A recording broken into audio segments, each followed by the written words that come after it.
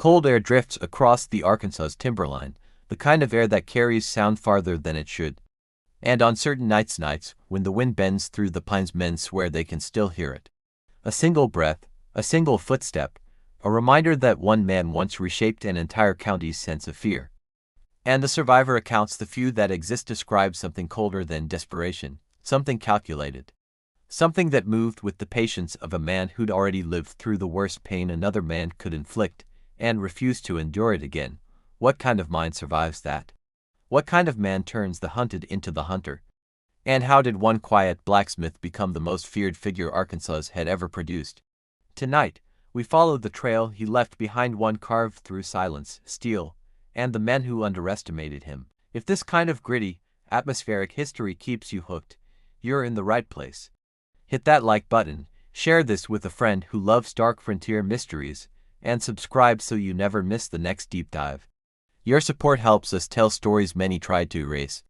The old foundry squats beside the river, windows smashed, roof sagging, yet every rusted beam still holding the memory of shouting men, clanging steel, and the single name that once froze entire crews mid-breath. Records listed as Ward Ironworks, but the men who survived that place remember it by another title altogether, spoken low over drinks and barroom smoke, the Yard of Bones and the Ghost in Chains.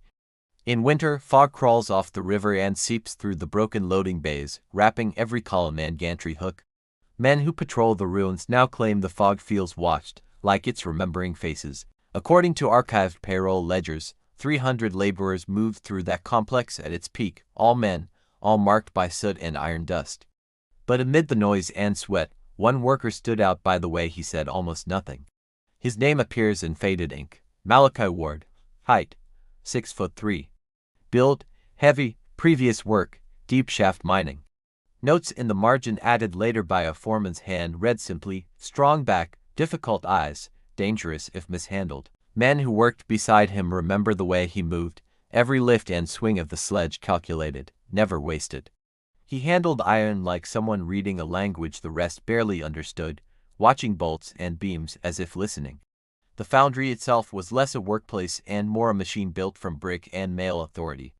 Owners at the top, foremen beneath them, line bosses on the floor, and below everyone, the labor gangs that carried the heat. Discipline there wasn't random. Managers prided themselves on being systematic. Each infraction earned a specific response: docked wages, extra shifts, public beating in the yard. It was a hierarchy of pain, charted in notebooks, calibrated against obedience. The punishment ledger still exists, pages brittle, ink eaten by time. Malachi's name appears rarely. No fighting, no drunkenness, no recorded backtalk. Infractions column, blank. Notes column, works long hours voluntarily, requests extra time near machinery. That detail unsettled the overseers more than open defiance. Men who begged for less work made sense. Men who volunteered for more were suspicious. And a man who wanted time alone with the machines invited close, uneasy watching. At lunch, others gathered in smoky corners, trading jokes, curses, stories about debts and brothers and old fights. Malachi usually sat alone near the tool racks, turning a bolt in his hands, eyes tracking overhead cranes like incoming storms. One machinist, Elias Crane, later told investigators he studied the place the way inspectors studied blueprints, always counting, always checking. I swear he knew which girder would fail first if someone leaned on the wrong support. The foundry's owners, tight-suited men who smelled of tobacco and ink, rarely stepped onto the floor. They watched from catwalks, discussing tonnage and output.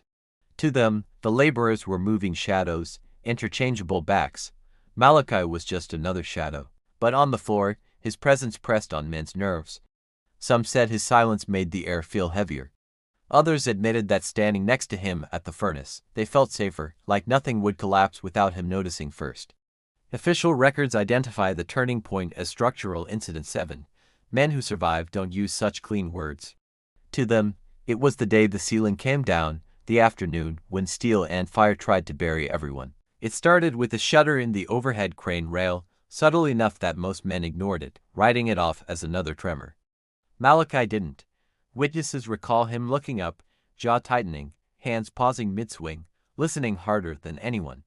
A trolley overloaded with ingots rolled across the weakened track. The rail screamed, twisted, then snapped. Tons of iron, chain, and shattered steel plummeted toward the floor, toward men whose names would later appear only as numbers on a report. Men dove, shouted, scattered. Malachi moved differently. Instead of running from the falling mass, he lunged sideways, shouldered to coworkers out of the drop zone, and took the impact glancing along his left side, crushed but not fully pinned. The accident was chaos in metal form, sparks exploding, supports buckling, fire licking along shattered oil lines.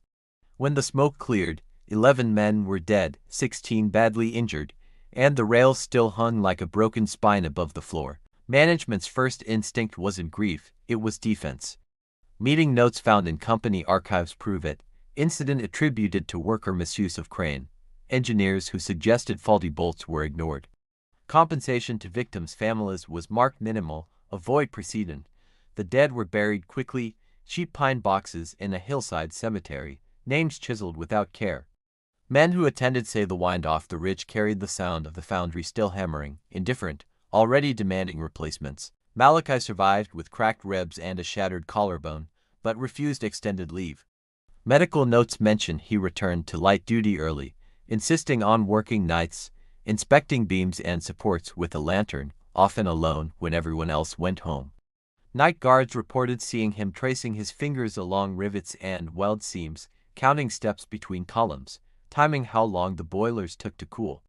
When asked what he was doing, he'd answer, checking what holds this place up. One guard later confessed to an interviewer, the way he said it, you couldn't tell if he meant the building or the men running it. It sounded like he was measuring more than steel. Tension on the floor thickened.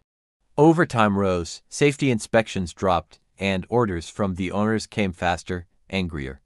They blamed lost output on worker hesitation. To correct that, they brought in a new yard boss, a lean ex-sergeant named Cade. Cade believed in fear like other men believed in prayer. His boots rang across the metal grating, and his voice cut through furnace roar. He liked making examples, picking one man and riding him until everyone else fell into line.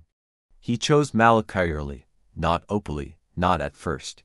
A push shift here, an impossible quota there, small humiliations stacked carefully.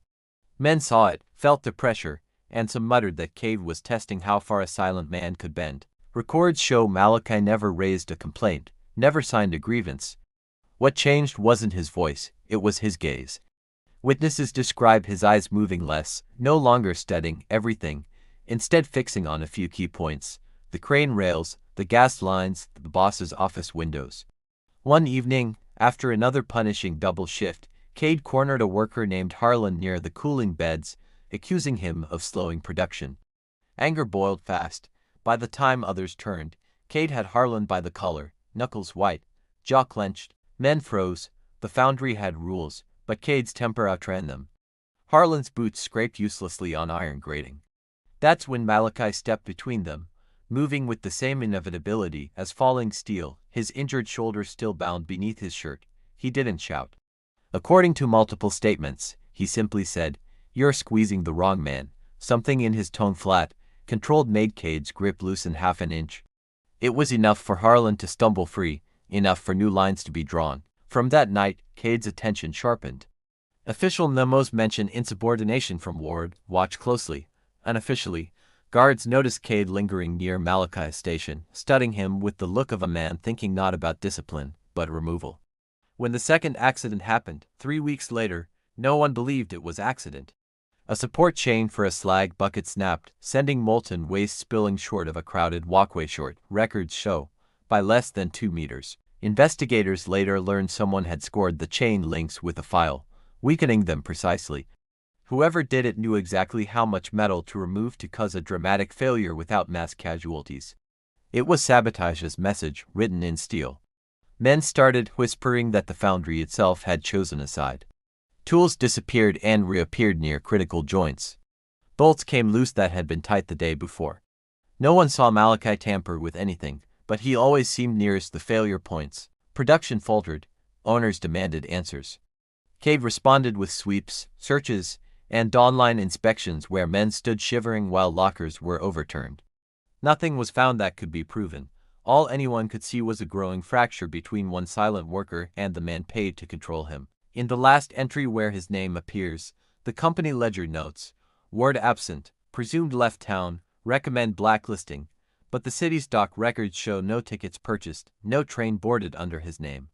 He didn't leave like a man fleeing, he vanished like a man stepping sideways. What happened in the hours before that disappearance remains buried under fear and loyalty. Some claim there was a confrontation in the yard, just before dawn, two men squared among cranes and cooling steel, words lost under boiler hiss.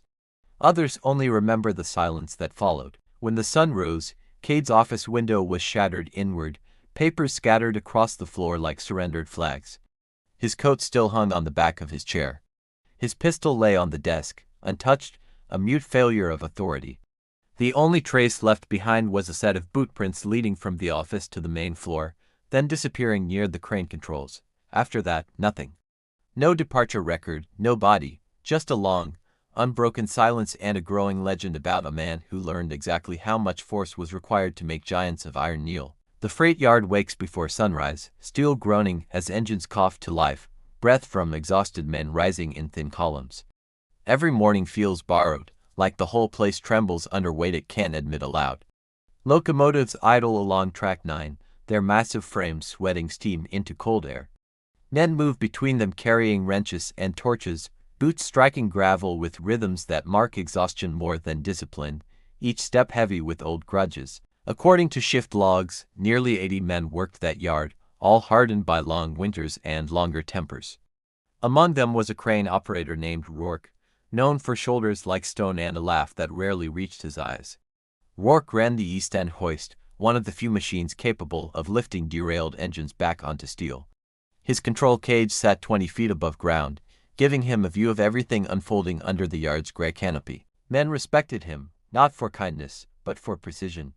He never rushed, never drank before shift, never let a defective hook leave his station. In a place where mistakes crushed bones, caution earned more loyalty than charm. But beneath that discipline lived something darker, something visible only when smoke thinned enough to catch his expression. Some men said grief lived in him, others insisted it was unfinished business with another worker. That worker was Jaron Hale, a trackman built like a wall of muscle and regret. He'd been transferred from the Northern Division after an altercation, though no official report ever spelled out what broke along those frozen lines. Men who arrived after him learned quickly that Jaron carried silence the way others carried tools. Heavy, worn, and ready to be used with violent purpose if provoked. Most chose to avoid his shadow entirely. Rourke didn't. Their history predated the yard. Whispers claimed both men once worked a mountain tunneling project, a job where dust, pressure, and collapsing rock shaped loyalty and grudges with equal brutality. In that tunnel, according to older crewmen, something happened, something involving a blown support beam, a trapped miner, and a decision that forced one man to run while the other stayed. No one agreed on the details. What everyone knew was this: when Jaron arrived at the freight yard months later and saw Rourke perched high in the crane cage, neither man spoke, but the air tightened, as if iron beams sensed unfinished reckoning. Foremen pretended not to notice. The yard ran on denial. Conflicts were handled behind cargo stacks, where men traded punches and vices until dawn. But the tension between Rourke and Jaron wasn't simple anger. It felt like a delayed collapse. The first real sign came during coupling drills one icy morning. Jaron swung a mallet toward a jammed connector, but the blow skidded, sparks bursting. Rourke, watching from above, muttered something no one heard clearly. Jaron looked up, expression unreadable, and for the first time since transferring, he spoke loud enough for others to hear. "You left him in there." The yard froze while steam hissed like a breathing giant between them. Rourke didn't reply. He turned back to his controls and lowered a steel hook with mechanical calm. But men nearby swore they saw his grip tighten, knuckles whitening as if memory squeezed harder than any accident. After that morning, equipment failures grew suspiciously frequent. A jammed winch cable here, a cracked gear tooth there, all near Jaron's section. Foreman blamed weather, but the older mechanics traded glances suggesting a different culprit. One night, a maintenance light above the crane cage shattered, showering Rourke's control booth with sparks. He climbed down unhurt, but his glare swept the yard like a man preparing for a debt long overdue. By the end of the week, Both men were working earlier, leaving later, circling each other without words. Other workers started keeping distance, sensing to storms drifting slowly toward collision. Even engines seemed louder near them. On the coldest night of February, the decision to place them on the same shift became the spark nobody could stop. A derailed cargo engine sat half-slid off track 13, leaning like a wounded beast waiting for judgment. Foreman Greaves, a man obsessed with quotas, ordered them to work together. Rourke would operate the crane. Jaron would guide the chain around the engine's axle. Men nearby cursed under their breath, aware the setup felt volatile. Rourke climbed the ladder to his cage, boots hitting rungs with deliberate rhythm. Jaron approached the derailed engine, breath fogging the air, chain links clinking like distant warning bells. Neither acknowledged the other. When the hook descended, Jaron wrapped the chain around the axle with practiced ease. But as he straightened, the ground beneath him trembled, a vibration men felt through their boots before understanding what caused it. The crane arm swung too fast, not recklessly, but intentionally fast, skimming inches above Jaron's shoulder. Workers shouted up at Rourke, who stared down with a look carved from guilt and something colder. Jaron didn't flinch. He stepped back, eyes locked on the cage above. "Do it right," he said, voice steady. This time, no running. It wasn't a threat, it was a demand rooted in old ruin. With a grunt, Rourke repositioned the hook, more precisely this time. But the pause between movements felt charged, like both men were listening for echoes trapped years earlier beneath a mountain of fallen stone. As the engine lifted, snow-damp gravel shifted under Jaron's boots. He steadied the load with gloved hands, refusing to look away from the cage. Men watching felt caught between two collisions, steel above and memory below. Halfway through the lift, a coupling pin on the crane arm snapped. The engine lurched sideways, chain screaming, metal grinding. Men shouted warnings, scattering as the load swung like a wrecking hammer. Jaron lunged toward the engine, gripping the chain with both hands, using his weight to slow the swing. It wasn't enough. The engine twisted free and crashed down, the ground erupting under its impact. When dust cleared, Jaron was still standing, bruised but alive. All eyes rose to the crane cage, expecting to see Rourke leaning out in shock or fear. Instead, the cage door hung open, swaying gently. Rourke was gone, ladder untouched, no footprints leading away. Just cold air drifting through the empty booth, carrying the faint metallic scent of iron mixed with something like surrender. Search teams scoured the yard, then the riverbank, then the warehouses. Nothing. His punch card remained stamped. His jacket still hung in the locker room. Pages in his logbook ended mid-sentence. Jaron stood alone near the derailed engine, chest heaving, jaw tight. Men say he waited there for hours, staring at the empty crane like expecting a figure to climb down and finish the reckoning denied by disappearance. To this day, no record shows Rourke exiting the yard. No witness saw him walk, run, or fall.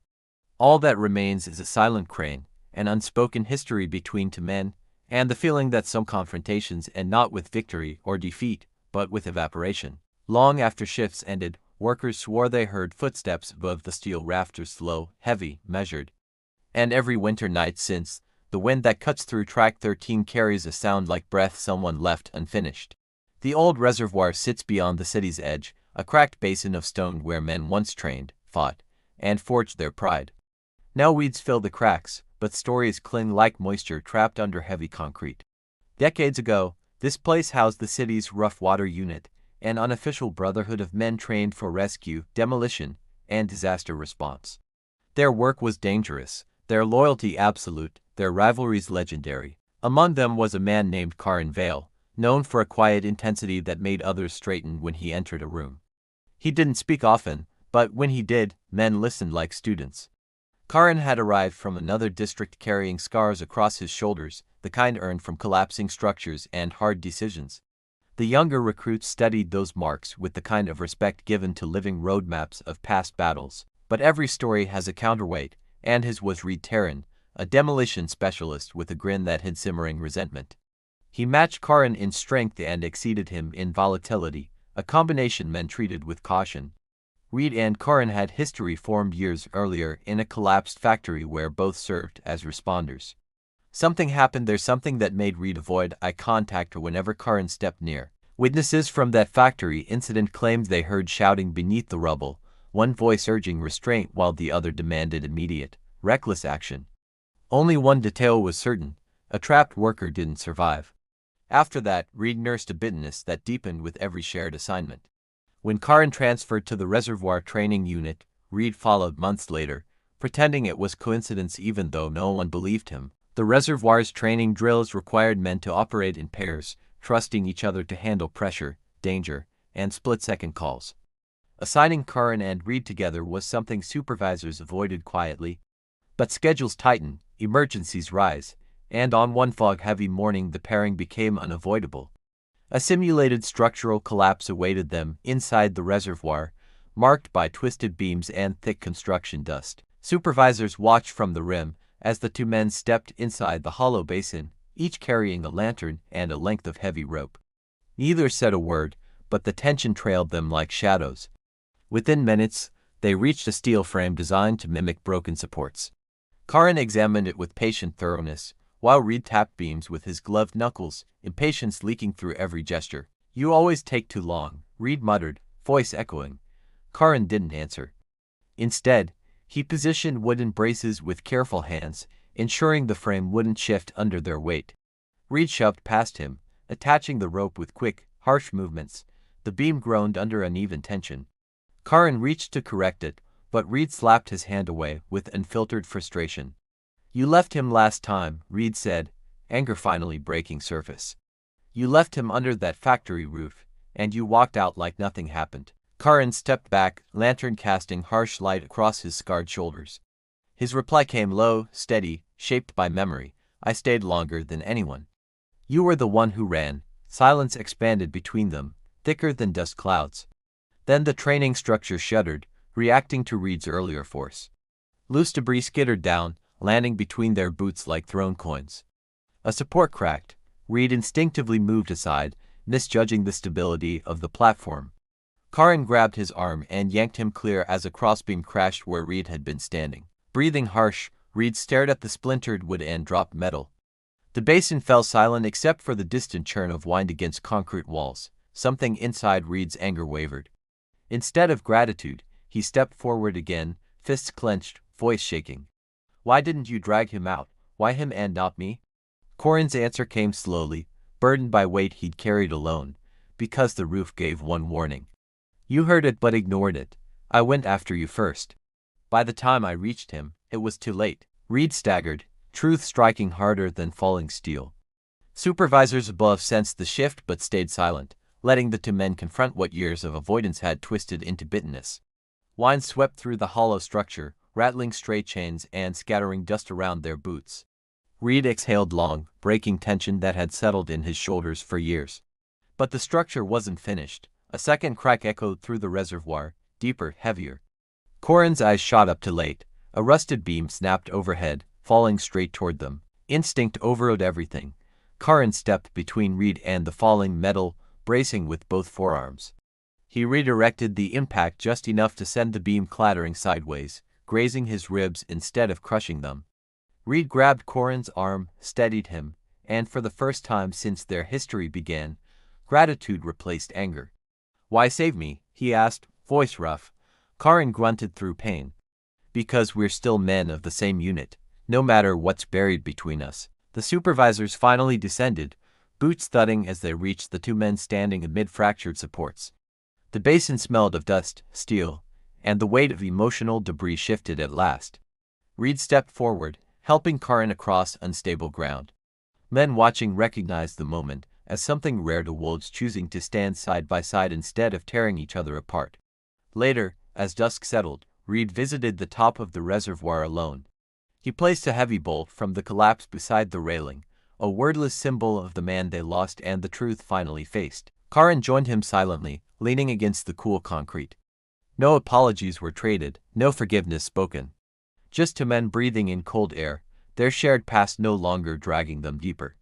Long after dark, wind swept across the reservoir's empty basin, carrying echoes of old mistakes and the renewed strength of men choosing to rise from them instead of remaining buried in rubble.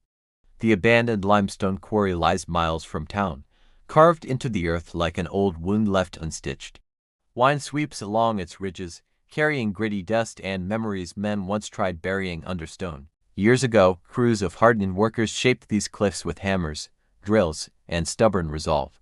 Among them was Brannick Shore, a quiet foreman whose presence steadied men like a steel beam supporting collapsing ceilings. Brannick wasn't loud, wasn't ruthless, wasn't feared. He simply endured everything: heat, strain, deadlines, and men trusted him because he never bent under pressure. They followed him the way soldiers follow stability in a battlefield of shifting ground. But not every man respected him. Some measured worth through dominance, not discipline. Chief among them was Lorne Dagan, a dynamite handler known for pushing boundaries and provoking anyone who challenged his rough authority. Lorne's file labeled him competent but combustible, a description men echoed with dark humor. He treated danger like fuel, believing explosions defined strength more than restraint ever could in a place shaped by demolition. He and Brannick clashed early. Their first disagreement occurred during a tunnel blast prep when Lorne set charges too close to an unstable section. Brannick intervened, pulling him back moments before a premature collapse. Lorne never forgave the embarrassment.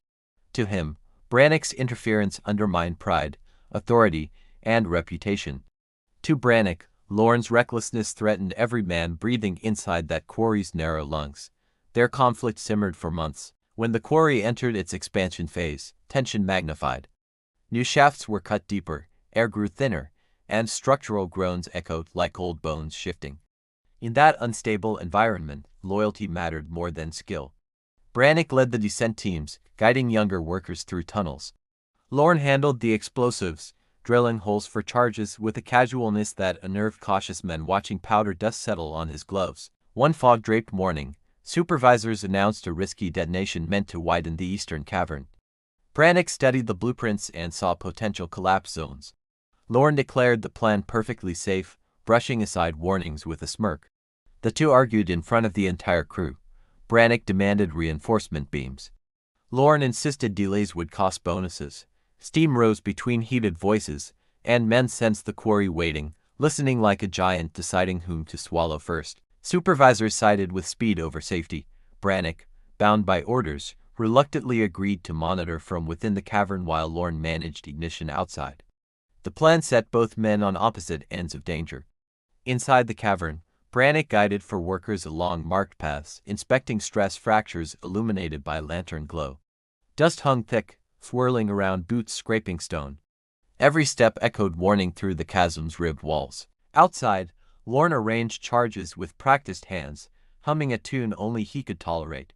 He checked wires, tightened caps, and ignored a nagging instinct that something beneath the surface wasn't settled. As detonation time neared, Brannick's lantern flickered against a widening crack in the ceiling. He shouted for the interior crew to retreat toward safer ground, urgency sharpening each word as more debris showered down. Lorne received the signal to hold, but impatience clawed at him. Supervisors pushed for results, reminding him of deadlines. Against better judgment, he initiated the countdown early, trusting calculations instead of warnings. The blast tore through the quarry like a thunderclap. Shockwaves rippled along supports, shaking tunnels like a beast waking from decades of hibernation. Dust exploded outward, turning daylight into choking haze. Inside, Brannick shielded younger workers with his body, guiding them toward a side passage just before a slab of limestone crashed where they'd stood seconds before. His voice cut through chaos like a lifeline. When the air settled enough to breathe, the cavern's entrance lay partially collapsed. Brannick counted his men, one missing. Panic narrowed his focus, pushing him to climb over debris searching for the absent worker. Outside, Lorne saw the partial cave-in and froze. His earlier bravado drained, replaced by cold realization that he'd triggered this disaster. Supervisors cursed, demanding rescue efforts, but fear locked his limbs. Brannick's shouts finally pierced the dust. He found the missing worker trapped beneath a fallen beam.